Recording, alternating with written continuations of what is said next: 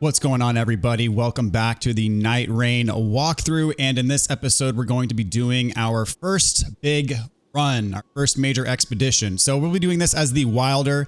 I'll be playing a lot as the Wilder. We're not going to be using every class as we do our initial run through the 8 bosses of the game, but we will be using all the classes eventually because we'll need to do that to do all of these side quests and remembrances. So don't worry, we'll get to everything, but probably not through the initial run through the bosses here. We'll be covering those side quests in full as we get to them later on during the walkthrough. So one thing we got last time that I do have equipped is we have the Fell Omen Fetish. We got that from killing Morgott in the tutorial. And one thing that this thing does is you see there it has the power to switching weapons boost attack power. So I wanted to demonstrate that real quick. We're going to do that in the testing grounds. So I will admit I do forget to do this a lot, but to activate the buff, you don't even have to technically switch your weapons. All you have to do is if you switch between two-handing and one-handing, you see there, that triggers the buff. And all you have to do is do a quick switch right there between two-handing and one-handing. And if you have that Fell Omen Fetish equipped, you'll get that buff. It lasts maybe like 10 or 15 seconds. It's not very long, but if you want to be doing that throughout the run, you can get that tiny little attack boost throughout if you so please. So for our expedition, we're going to be doing the Tricephalos. This is the only one that is available at the start. Once you beat this expedition, you beat the Night Lord at the end, then you will get access to other bosses and you'll see what that looks like. Now, I want to point out that this shows you what the boss is weak to. So you see the effective, that icon next to effective is holy. And I cannot emphasize enough how important that is. The boss weaknesses in this game, with very few exceptions, are extremely important. And I would even dare to say that it's almost essential in some cases, especially for your first playthrough. That holy weakness is going to come into play. If you attack the boss with a holy weapon, the boss will get a big debuff eventually to their attack power and defense, and that helps enormously with this boss. If you have any relics that help with holy, so for example, there are certain relics that will start your that will equip your starting armament with holy damage. That is very good. We'll take a quick trip over here to the Jar Merchant. There's also a relic, rather, I should say, that he sells right here that starts your armament with Sacred Blade, and it changes your compatible armament skill to Sacred Blade at the start of an expedition.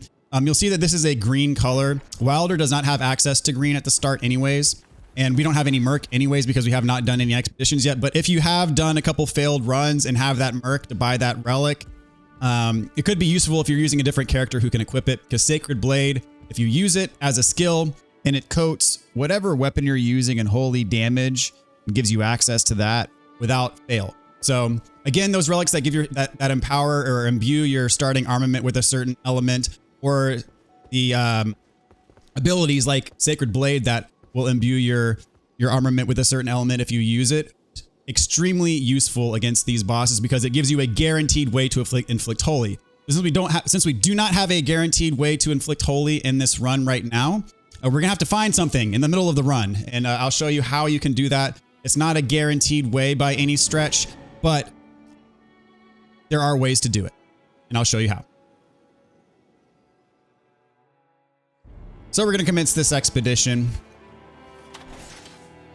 As I was saying before, the boss here is going to be weak to holy, so I'm going to prioritize getting a holy weapon if possible. Pretty much the first thing I always do is I pull up the map. You can see the camp affinities are listed on the map here. And so I see that this one's a holy camp right here, so I'm going to prioritize getting that because that will give me a higher likelihood. Not a guarantee, but a higher likelihood nonetheless of getting a holy weapon. Pretty much the first thing that happens is you're gonna drop in next to a camp full of low level enemies, and I always take these guys out because it will give you enough runes to level up to level 2, and that first level from level 1 to level 2 is extremely important. It actually gives you a really beefy stat boost, and it's actually a higher stat boost than you get between any 2 other levels. That level 1 to level 2 stat boost is very important. So you see here we have some stuff. Successful guarding ups damage negation is the passive there. I don't really care about that passive, so I'm not even gonna pick that up. These items I don't care about, so I'm not going to pick them up. And less likely to be targeted, it could be good. The thing is about these items that the random loot that drops out of these chests and whatnot is that it is shared if you're playing a multiplayer co-op run. So if for example, if I were to pick these up, then that would mean that my teammates are not going to have access to them. Improved guard breaking, definitely want that. Improved guarding ability, I don't really care. So there's always going to be a grace next to these camps. So once you kill those enemies, you're going to want to make sure that when you're done looting the camp that you hit up this grace to level up to level 2. As I said, that level is very important. And the holy camp is over this way. And so I'm going to make my way over here. I might hit up this cathedral on the way as well. And depending on where the circle closes in, that's going to dictate kind of how this first day goes in terms of what I can actually hit up. But if I can, I want to hit up this cathedral, get this church. There's always an extra flask that you can pick up at these churches for healing. So I'm going to try to hit this, hit the church, and then hit the holy camp, see if I can get a weapon. If there's not a holy weapon there, it's not the end of the world necessarily. There are other ways to get a holy weapon. You can get them as a random drop from the boss. You see there's a field boss over there. We are definitely not strong enough for field bosses yet, so I'm going to ignore that. And here, you notice that tree that was glowing gold actually back then. If you pick up that buff, the glowing buff, the golden glowing buff from the tree, that actually increases your rune acquisition for a bit, so I recommend that. So these cathedrals can have different bosses. In this case, it is a guardian golem. So I focus on heavy attacks at the ankles to try to get a stun. And there are also misbegottens as well.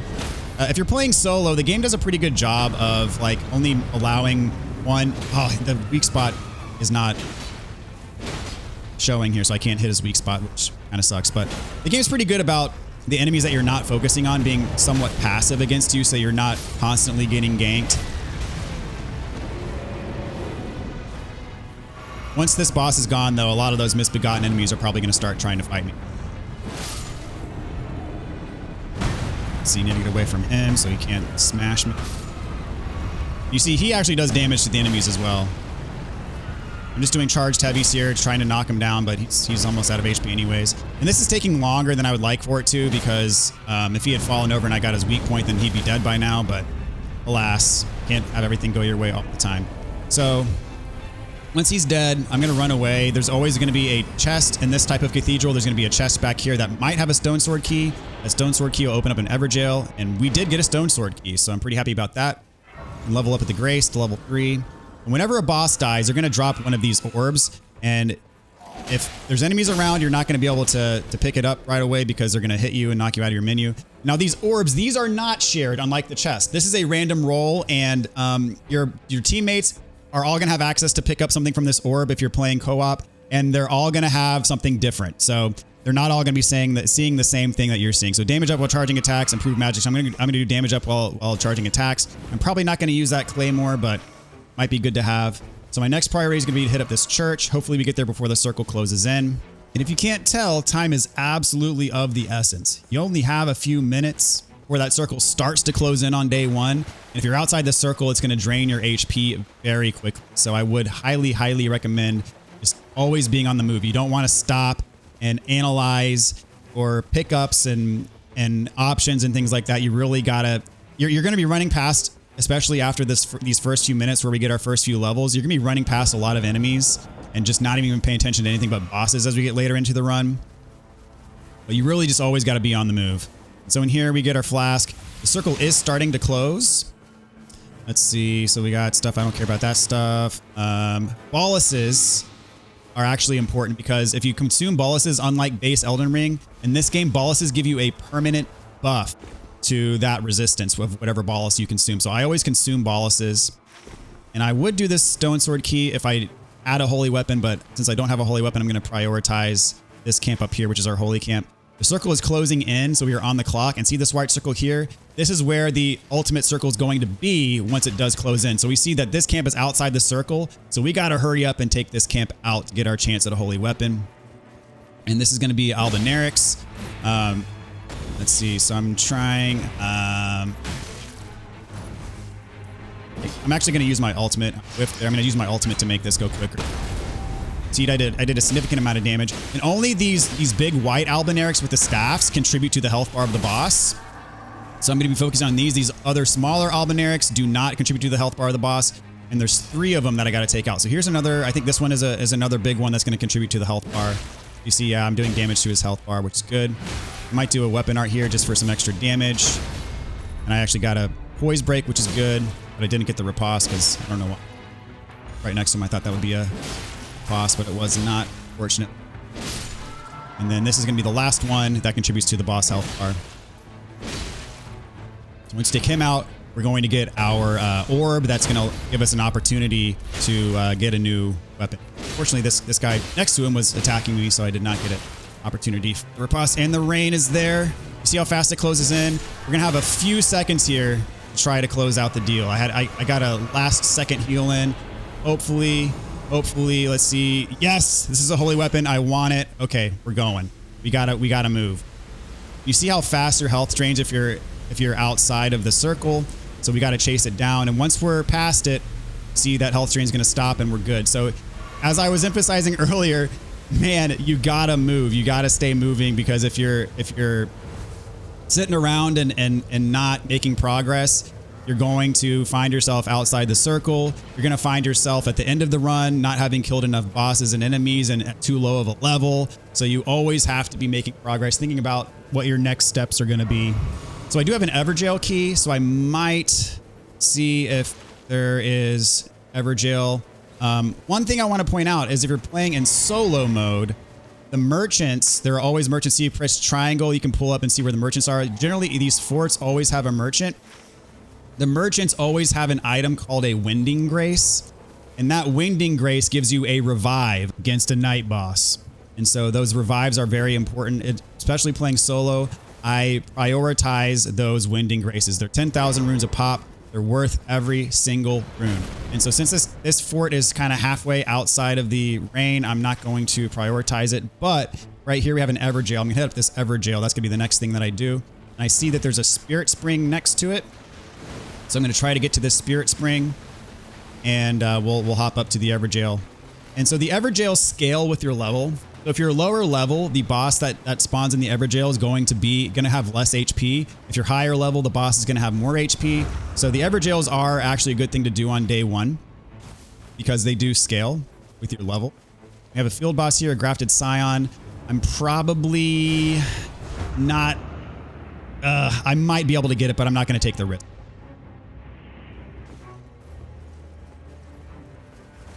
See, my ultimate's charged back up, so I might use it depending on what's going on here. Oh, we have an Ancient Dragon. Jeez, yes, I'm definitely using the ultimate here. And I should get a one. Usually in solo play, the ultimate is a one-hit stun, but I guess not in this case. And this is going to be a tough fight. We'll see how it goes.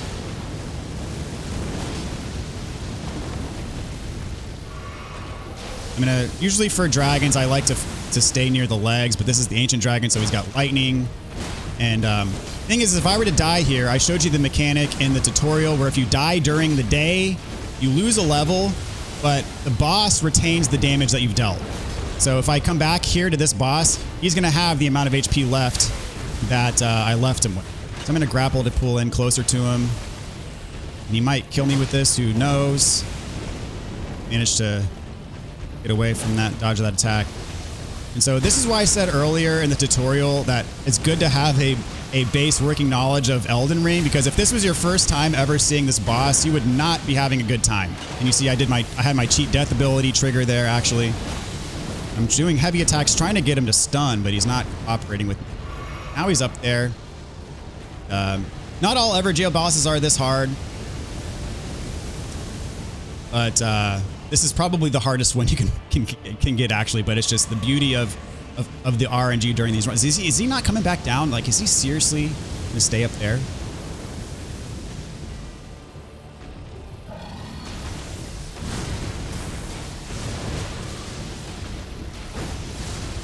Yeah, now he's falling.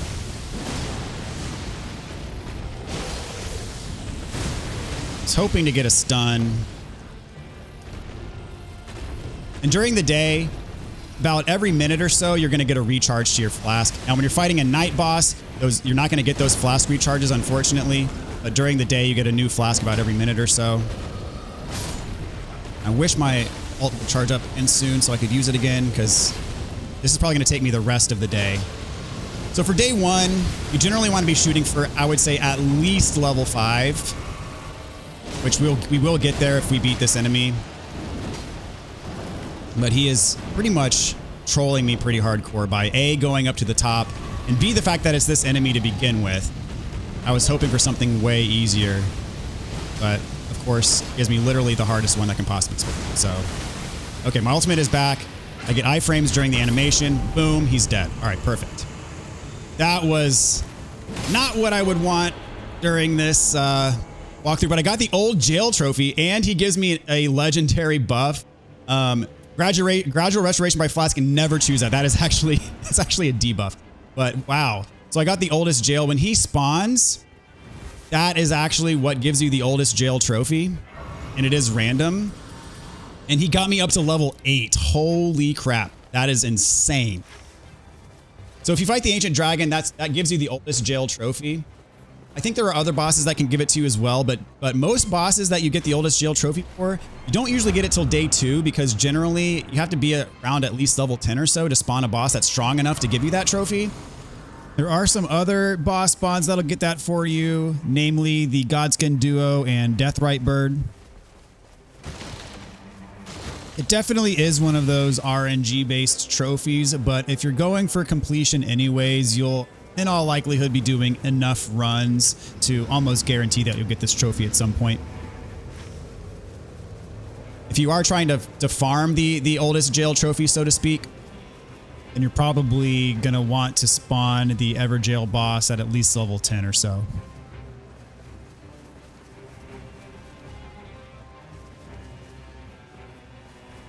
I'm going to cover some of the other trophies as well that you can get during a run.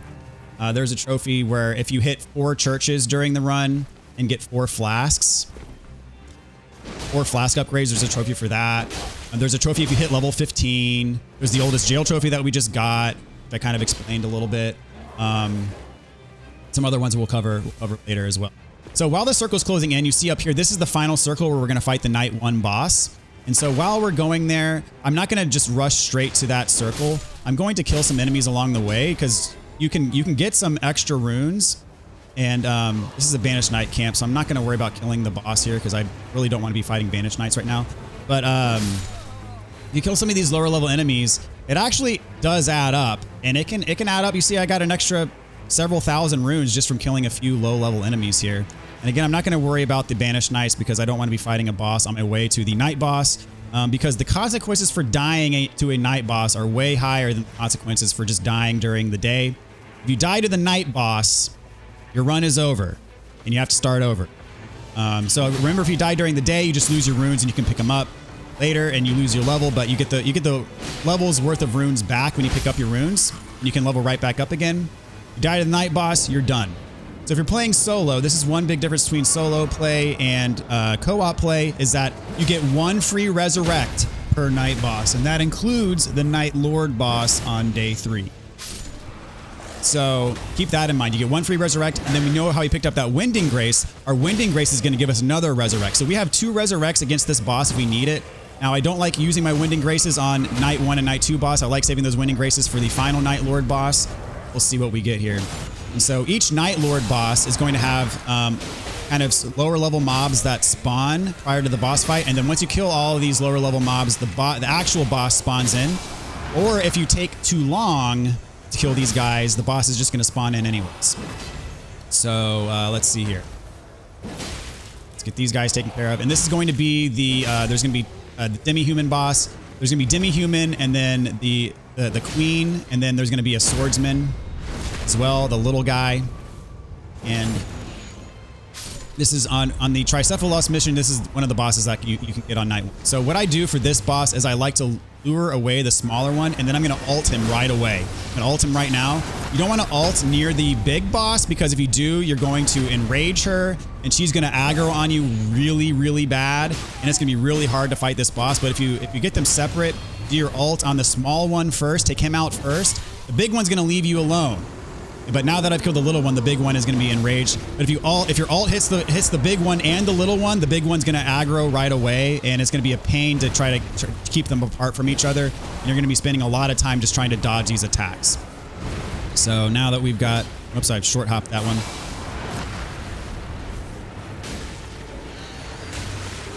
Let's see here. So again, I do have one free resurrect. I haven't used it yet. And again, you do not get a free resurrect if you are playing multiplayer. You do have the resurrect mechanic if you're playing multiplayer, where if you die, if you run out of health, a teammate can resurrect you like we did against the tutorial boss. But there is, since you don't have teammates in solo, that teammate resurrection mechanic is replaced by the free resurrection that it gives you. All right, I'm gonna run away. See how aggressive she is now? If we had ulted her to start with, if she got hit by that ult that I did on the small enemy, she'd be like this the entire time. Whereas the way that we did it just now, she was pretty passive until I killed the small. Let's see, I'm just gonna... Whoop, my grapple got blocked from, there's a ad in the way there, unfortunately. So I'm just trying to be careful because I got all these guys around here that are also trying to attack me, and I'm just trying to take my shots that are relatively safe so I don't take a bunch of unnecessary damage. So now I'm gonna grapple over, and then she just jumped over me. This red bush gives you, it's almost like a free flask. It's an HP refill, and those are all around the map as well. There we go, got a stagger, the riposte. She should be about done. There we go, we're done here. Nope, not quite. She's got a little sliver of health. So like other bosses, when we kill this one, this is going to give us an orb that we can get either a weapon or a power up from. It's all RNG based. Let's see what we got here. See, blood loss in vicinity increases attack power. I don't have a blood loss weapon, unfortunately. That's not really useful. Increased enemy damage after critical hit. That's actually very good. Gradual restoration by flask. Always avoid that. It basically makes your flask restoration slow. You get a little bit more from the flask, more health back from the flask, but it's very gradual, and generally when you're restoring HP from your flask, you want it all at once because you're low on health. So I'm going to skip that. I'm going to skip this camp. I don't want to fight Banished Knights. Here we have a township, and I pointed out in the tutorial episode that the townships are important. They don't always spawn on the map. What a township does is it has a merchant that is separate from the others. So the other merchants at these forts and all these other places, their inventory is linked. Now the township merchant has an inventory that is separate from the others. So a completely unique stock. So if we visit this township, this merchant is actually going to have a separate Winding Grace that we can buy. So if the township spawns, you can actually purchase 2 Winding Graces during your run, which is huge. So I'm going to purchase this other Winding Grace. So now I have another Resurrect for the final boss. We did get this weapon that has holy damage. I'm going to start using this now. Because I'm going to confirm it does do holy damage. Yes, it does. Okay, so perfect. We got our holy weapon. So these items pop up, or these icons pop up on day 2. This is marking where the field bosses are. So I will say I generally have the same flow for my runs. The same objectives, I should say. I guess it's up there. I'm not going to worry about spawning it now. I'm actually going to head over to the castle now. Let's see. So the castle is on pretty much every version of the map. And there are three versions of the castle you can possibly get. There are some bosses in the castle that are pretty powerful, but you get a lot of runes from them. And then populating the castle are going to be various enemies. So the different types of the castle you can get a castle that is full of Crucible Knights, which is actually the best form of the castle. You can get a version of the castle that is filled with trolls, which is you get a lot of runes, but it can be annoying to sort out. You can also have the castle that's filled with Banished Knights, which is the lowest rune potential, but also relatively manageable to take out. So it looks like we have Banished Knight Castle because I don't see a Crucible Knight and I don't see trolls. So what we're going to do is we're actually going to drop down this ravine here, and there's going to be a basement to the castle that always has a boss. The boss is random, but depending on what the boss is, I may or may not fight it. There are a couple bosses that I'm just always going to run away from in the basement. One of them being the Bell-Bearing Hunter because he's just ridiculously OP. But other bosses are good to fight down here because you can get a really good item drop.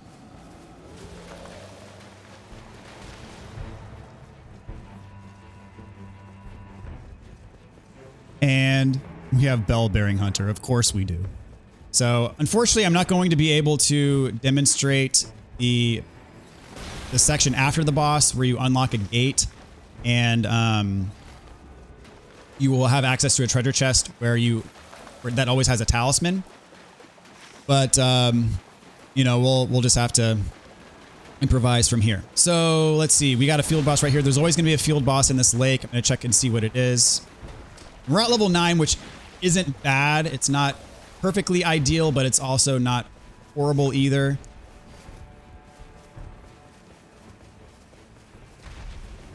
Got a magma worm here. That's manageable. I'm going to start with my alt.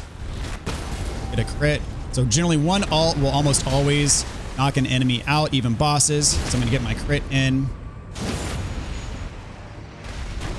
And if you're familiar with Elden Ring, you should know all about magma worms. You probably fought 20 of them by now. And again, if I die, it's not the end of the world. I'm going to spawn somewhere nearby. And the damage that I've incurred on him so far will remain. So unfortunately, I have the lowest rune potential version of the castle. I have Banished Knight Castle, and I have Bell-Bearing Hunter at the bottom, which is not a good combination. Not what I like to see typically when I'm going for the castle, but it is what it is. You just got to roll with what the game gives you.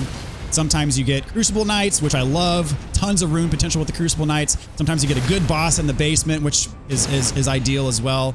But sometimes, you know, the RNG is just not in your favor, and you just got to roll with it. But we're doing quite well so far. I might see, after this boss, I might see if there's a church nearby to get another flask usage. Another thing I'll point out is the caves in this game always have a boss that give you a guaranteed Smithing Stone 2 upgrade. So for upgrades in this game, you can upgrade your weapons twice. Smithing Stone 2 gives you a guaranteed purple, and guaranteed it'll upgrade a weapon from blue to purple.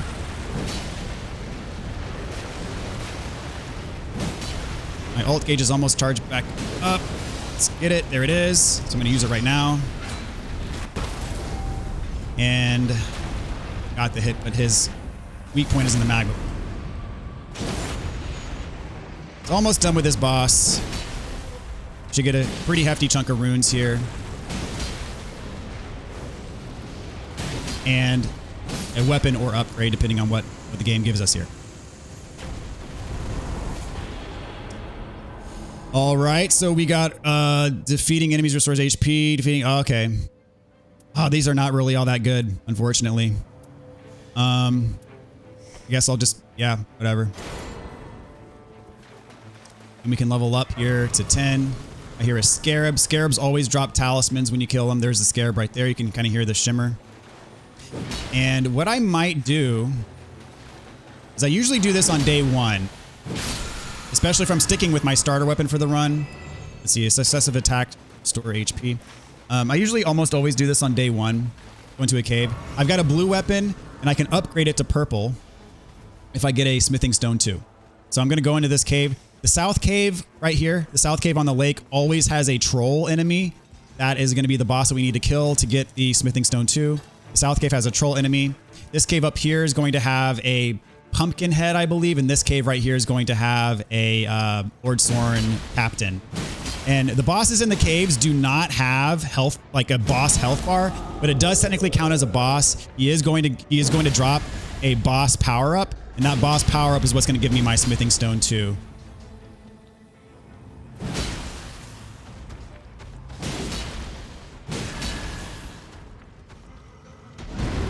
So I'm going to keep attacking his legs, maybe knock him down again. Oftentimes when you knock him down in this room, though, his head is obscured by something, so you can't really get the critical hit, unfortunately. But oftentimes I come down here at like level 3 and kill these guys, so sometimes it's one of the first things I do, depending on where I spawn in the map. All right, whoops, whiffed there. One more hit should get him. Go. He's gonna fall down, and I get a guaranteed smithing 2. So all the merchants in this game have a smithing table right next to them where you can upgrade your weapons. And you know, like I pretty much have my run philosophy down. But I will say, if you're having a hard time with it at first, don't despair. Like, really, for me, it took a good 10, 15, 20 solid runs before I had a good flow. And it really is just a matter of getting comfortable, getting familiar.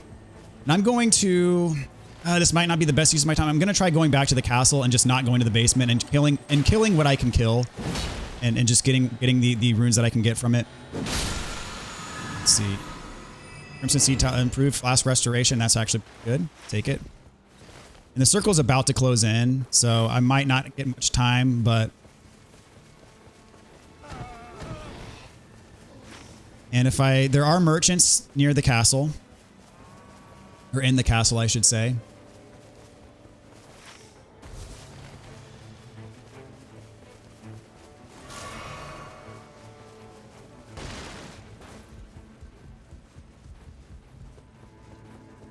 Oh, this is Troll Castle. Oh, I did not see the troll. I don't. Okay.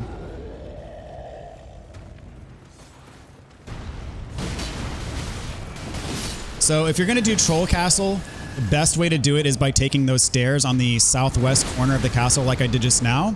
Reason for that is because if you do it like I just did, you'll avoid this other troll right there you see at the top of the screen. He will be throwing magic pots at us the whole time and really, really, really annoying us. If we take the route that I just took, you're going to avoid that whole ordeal, and it's going to be much easier to take these other trolls out because you're not going to have that other one throwing the magic pots at you.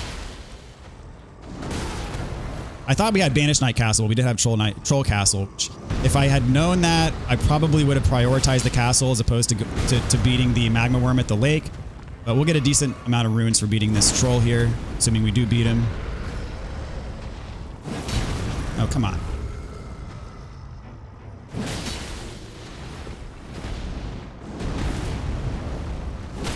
There we go. Finally got a stun, and his head's probably going to be obscured, so I'm just going to wail on him. Take him out here. He's going to drop a buff for us. Proof charge sorceries. More runes from defeated enemies. Yes, please. Go straight ahead. And this is the best route to take. Beat that one first. Go straight ahead. See if we can take another one out. The thing is these Banished Knights can, or not, these aren't Banished Knights, but these enemies can prove to be problematic because they're also going to attack us or are trying to kill the trolls. See if we can get 2 of these, that would be huge. So his head's going to be off the edge, so I'm not going to be able to attack his head, unfortunately. I'm not getting any of these crits on these trolls, which is a little bit unfortunate. We got 5 flasks. That's good enough for me for the second boss. After you beat the Knight 2 boss, you're going to get an extra flask charge as well. Just keep that in mind. I am debating if I should use my ult here or not. If the Knight closes in, I definitely will, but if it doesn't close in, I'm just going to hit him with regular attacks here.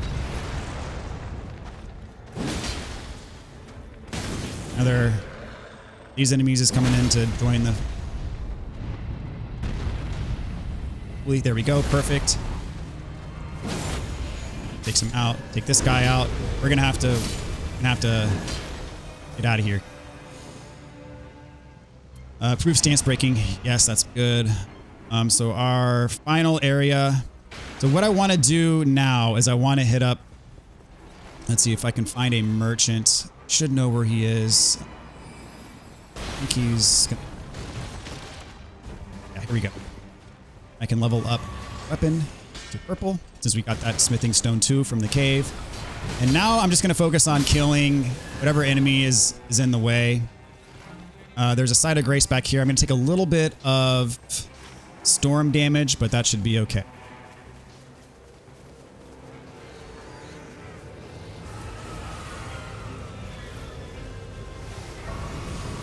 Up. So we're at level 11. Not bad.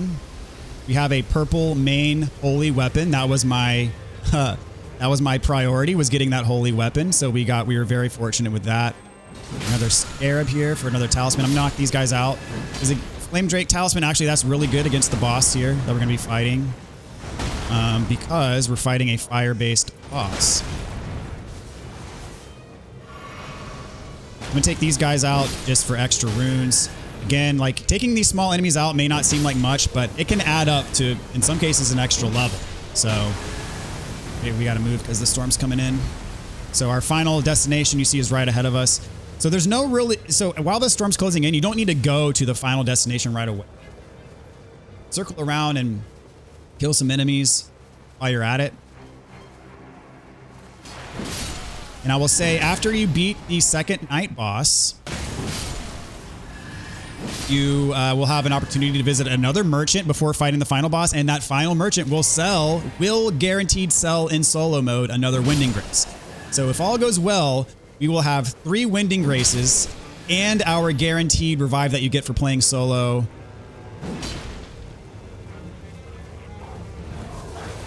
On the Tricephalos mission, there are 2 possibilities for your Night 2 boss. You can either get a Tree Sentinel or you can get Morgott. So the Tree Sentinel, in my opinion, is easier. The Night 1 boss options for this mission are Demi-Human, which we got, or a Bell-Bearing Hunter, which the Bell-Bearing Hunter you get as the Night 1 boss is way easier than the Bell-Bearing Hunter that you get at the bottom of the castle. And you can tell which boss you're going to get by the enemies that spawn. So I'm getting Omens. So that tells me I'm going to be getting Morgott here. So I'm going to save my ult for the boss fight. I'm going to be using my ult as soon as Morgott spawns in.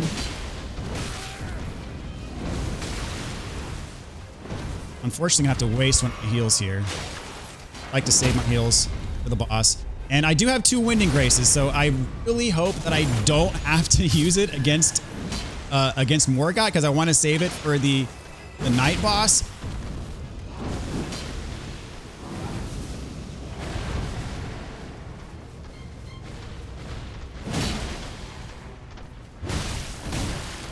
These guys can be a pain.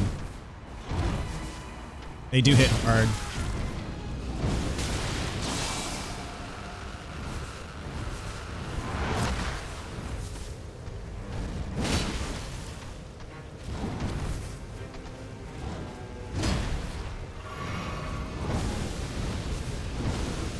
These guys are so annoying.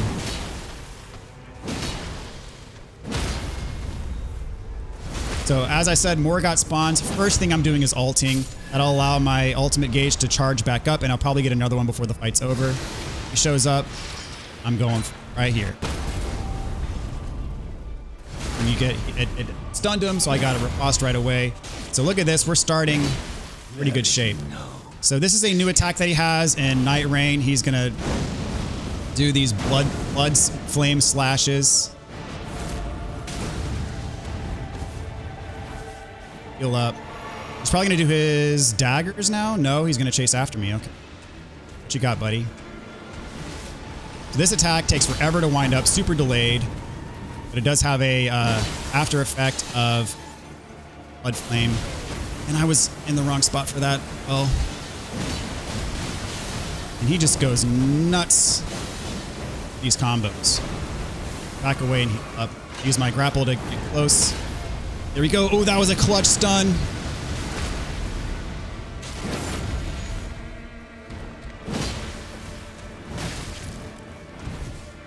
Hold it, get back close again. Make sure I don't take a death here. I do have that one free res that does not use a Winding Grace, but I'm trying to stay alive for as long as I can. Spear, dodge into that. And I should not have gone for that attack there. I was greedy and I'm out of flasks, so I took my, I had my cheat death trigger, and then immediately after that, I'm using my free res. So this does not use a Winding Grace. But dang it, I face tanked that hammer hit. That was bad.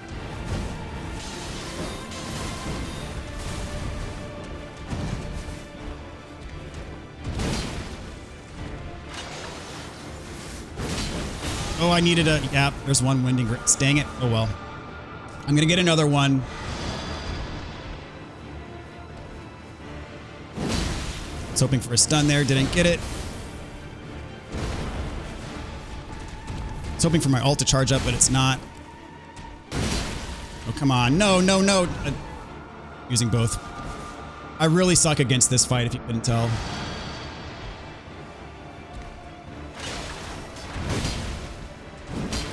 He is messing me up. So I'm only going to have one Winding Grace going in the final boss, unfortunately.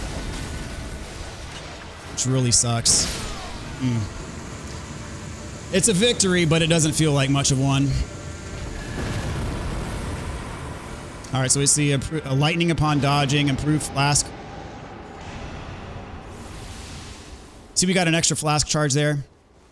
And now one thing I want to point out is if you go through here, it's going to take you to the room before the final boss. The knight, the knight, if you go out here, you take damage, but you can technically tank it. So you see, I am losing HP, and there are times where I've taken out entire camps by leaving in the night and just taking the damage and healing through it. And if you lose your runes out here, it's not the worst thing in the world as long as you're careful, because this is not a final death if you die out here. At least it isn't now. They might patch it later to where it is a final death if you die out here. But as of now, it's not. Like, so if I take the death right here just as a demonstration, my runes are going to be right here, and I can just come pick up my runes. So if you go out and try to clear a camp or beat some enemies just to boost your runes a little bit before you go into the final boss, I've gotten extra levels because of doing that, extra items and weapons, really good items and weapons from doing that. And as long as you're careful and make sure that you pick up your runes every single time you go back out, then you can get a lot of reward for doing that. Now, it is risky. I'm not going to lie. It's risky. And I'm not going to rely on that strategy as part of this walkthrough, because if they do patch it to where the night after the night 2 boss just kills, the rain after the night 2 boss just kills you instantly instead of giving a chance to revive and get your runes back. If they change it in some way or patch it in some way, then I don't want this walkthrough to be relying on that strategy as a crutch. So I'm just going to be going straight to the boss, even though normally if I were just playing by myself, I probably would cheese the night quite a bit. So priority 1 is going to be picking up that Winding Grace. I can't believe I used both of them. So just got to get this one and hope we succeed.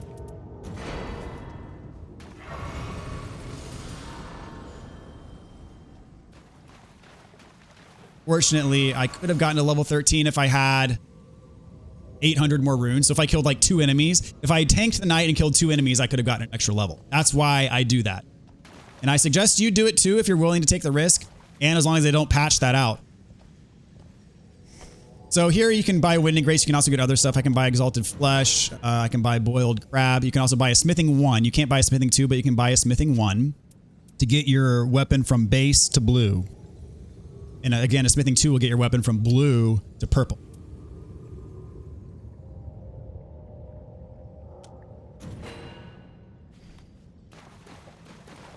There's a smithing table here if you want to upgrade. So this boss is a triple-headed dog. You're going to fight it in its first phase just as one entity, and then eventually when its health bar gets low enough, it's going to split up. If you hit it enough with a holy weapon, which we are using a holy damage weapon, then it will get a debuff. It'll have a golden aura around it when it has that debuff. You'll notice on the health bar it has a health debuff, or not a health debuff, a attack power debuff and a defensive debuff. I just want to see, let's see, what is this? This boost, let's see, Sacred Order. Perform a salute and grant the armament Holy Essence. Highly effective against those who live in death. So, I don't know.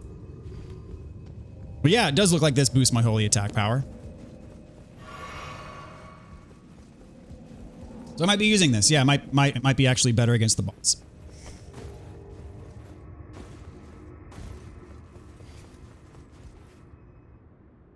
So this boss, he has bark attacks, or he'll lunge at you and try to bite you.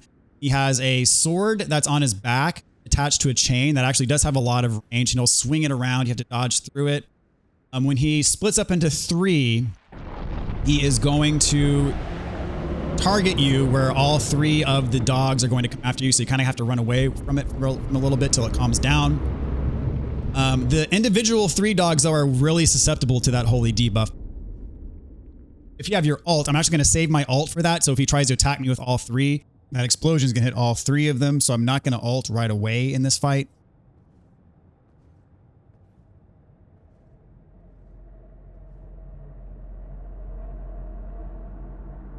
I wish I had more than one Winding Grace, but just going to have to see how it goes.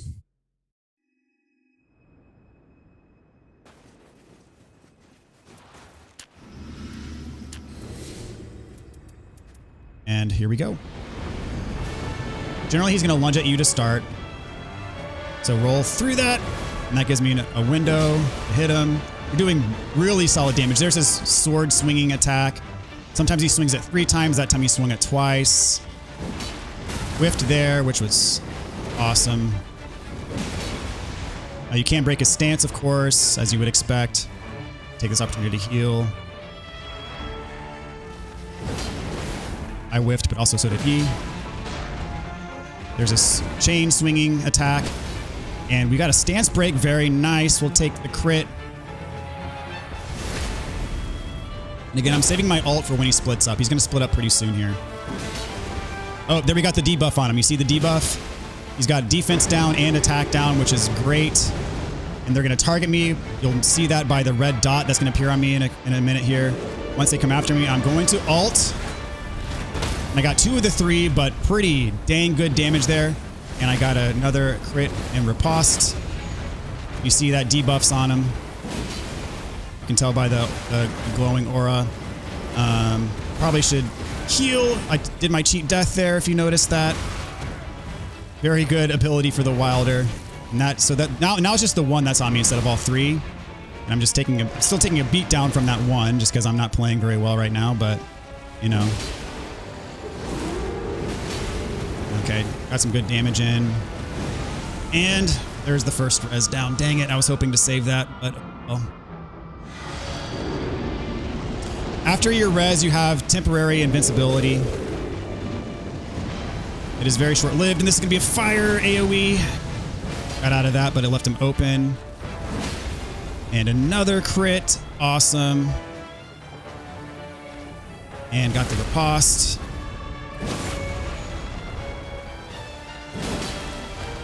We're almost done here. If we can pull this off, that'd be great. Oh, geez, I need to heal. So as long as we're smart, we should pull this off. Grab attack, get out of the way. And one more hit.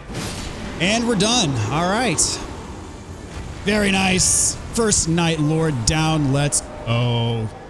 Get a trophy for killing Tricephalos. And we've done it. Trace of the Night as our proof. And at the end of each run, you get a nice little summary. It shows the route that you took. You can view every little event that happened. It tells you all the bosses you killed and whatnot. Very cool little feature. See all the events that happened, where the circles were, all that cool stuff. You can peruse it as your leisure, at your leisure. And for our spoils here, we got a lot of good runes, or relics, I should say. Let's see, Revenant, HP Restoration. So some good runes here. Or relics. I keep on saying runes or relics. And for our win, we get the Old Pocket Watch. This is actually going to be important for an NPC quest line. It's going to recruit an extra character for us. Now, you get it if you win, but if you do several unsuccessful runs against against Gaius, you will also get it after a certain number of unsuccessful runs. So you don't have to win to get it, but after about 4 or 5 unsuccessful runs, they'll give it to you anyway. And then this is the relic that we get for beating the boss. This is guaranteed, and it's and you see here your starting armament deals fire damage. That's actually very important.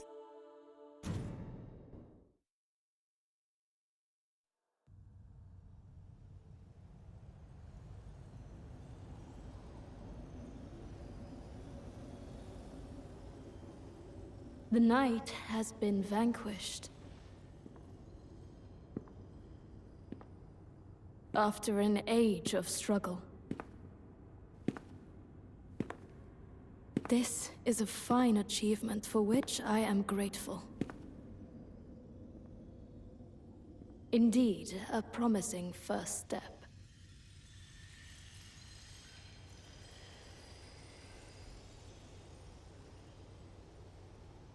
However,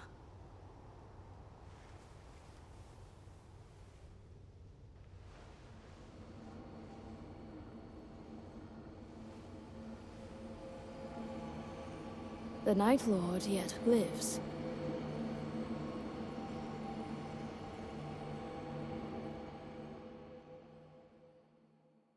All right, so after killing the first boss, Too many, I am afraid.